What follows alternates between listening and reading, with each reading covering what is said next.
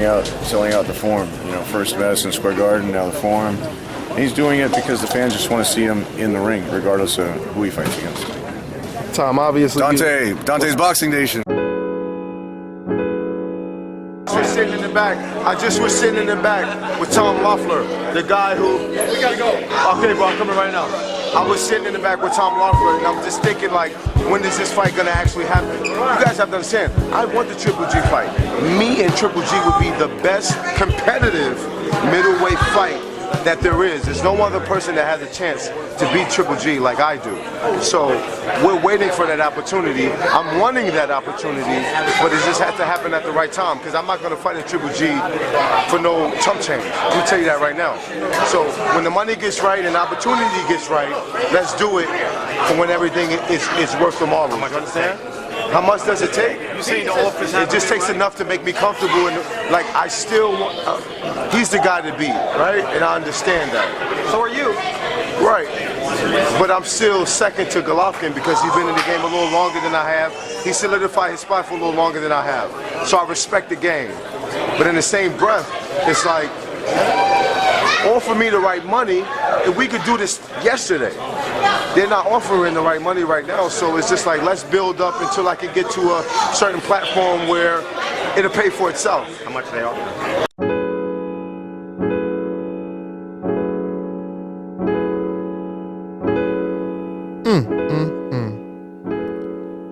Dante's Boxing Nation, what's going on, guys? Man, I hate to be the bearer of bad news, but it looks like, according to reports, we have more bad news from what I just reported yesterday. Yesterday, I reported things didn't look good when it comes to negotiations between Gennady Golovkin and Danny Jacobs. I had a hunch that when Danny Jacobs, this clip that I just played for you guys, this was back following the Thurman versus Porter fight. That was immediately after that fight. And if you listen to the way Danny Jacobs was talking, I had a feeling Danny Jacobs was not going to end up facing Gennady Golovkin this soon. And it really sucks because this is the fight I really, really wanted to see. Matter of fact, I was going to go to New York and cover this fight live because that's how big this fight is.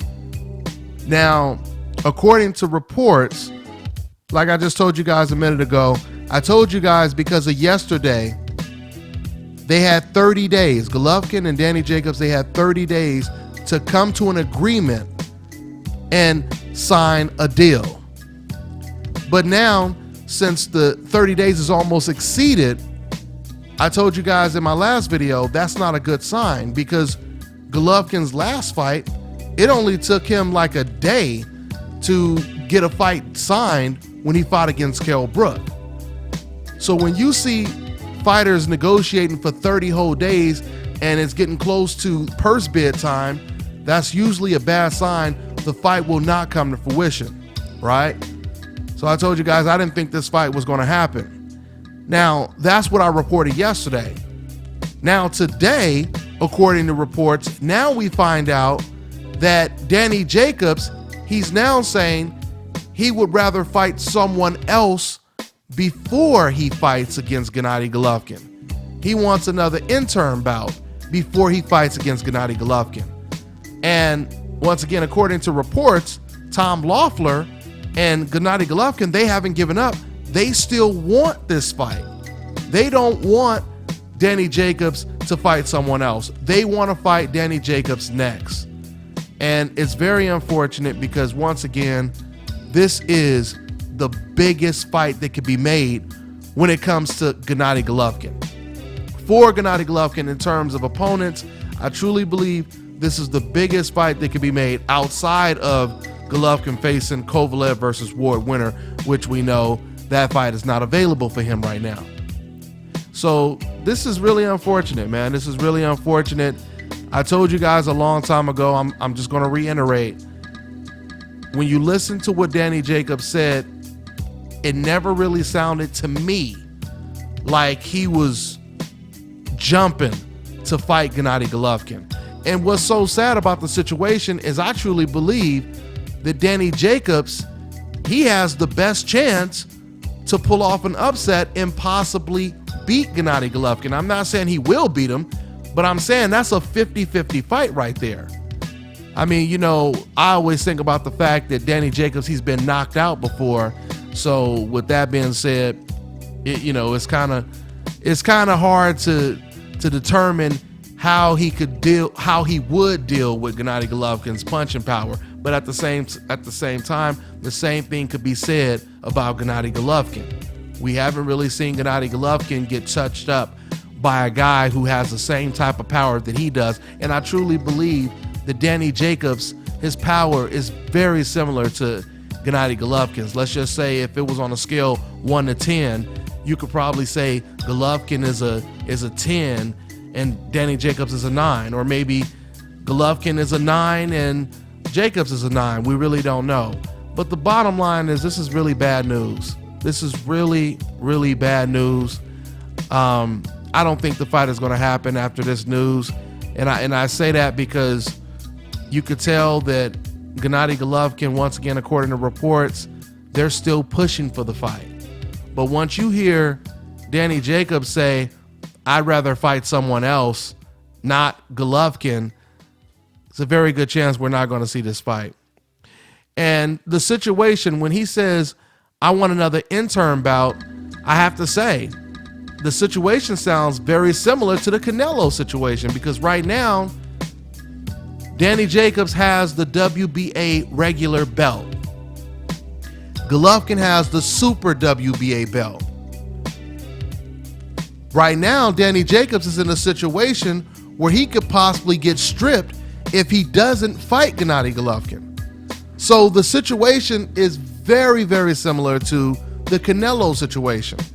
Now, the one thing I don't know is, I don't know how much money they offer Danny Jacobs. It would be really interesting to see how much money they offer Danny Jacobs, because I would love to do a comparison and see how much money Danny Jacobs made when he fought against Peter Quillin.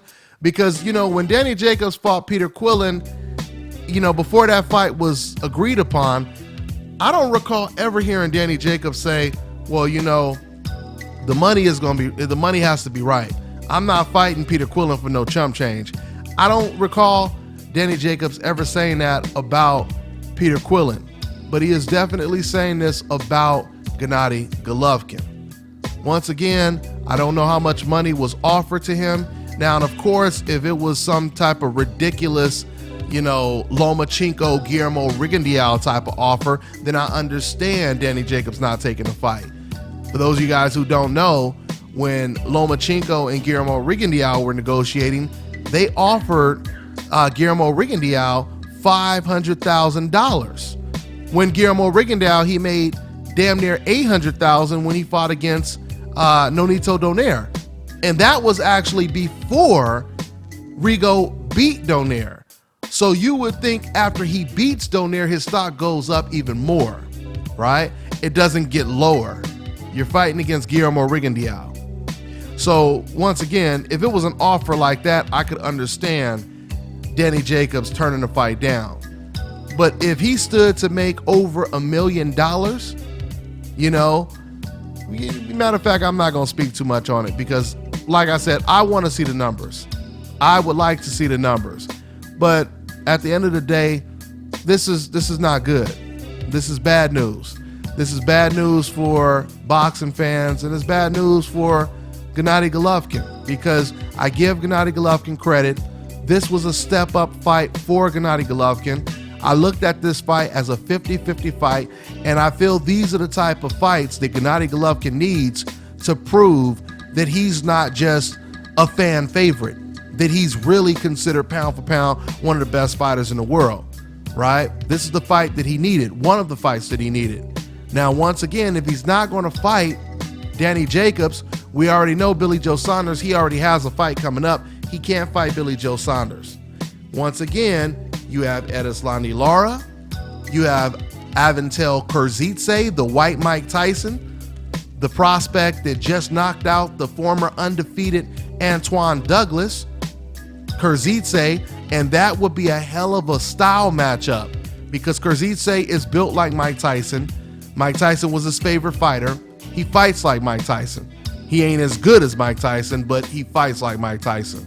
And for someone to be short, compact, getting on the inside of Golovkin, that would be very interesting to see how Golovkin deals with a style like that.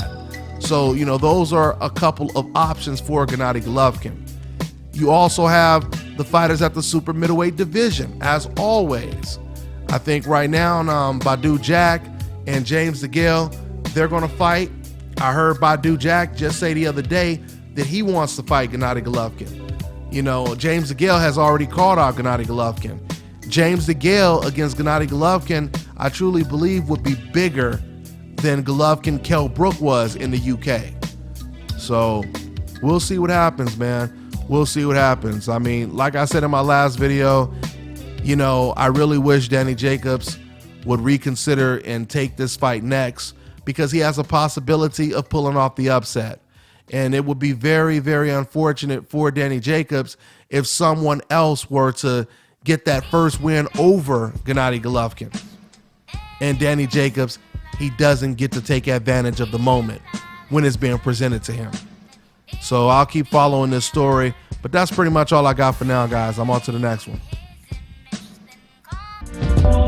Hi, my name is Janita, and you're watching Dante's Boxing Nation.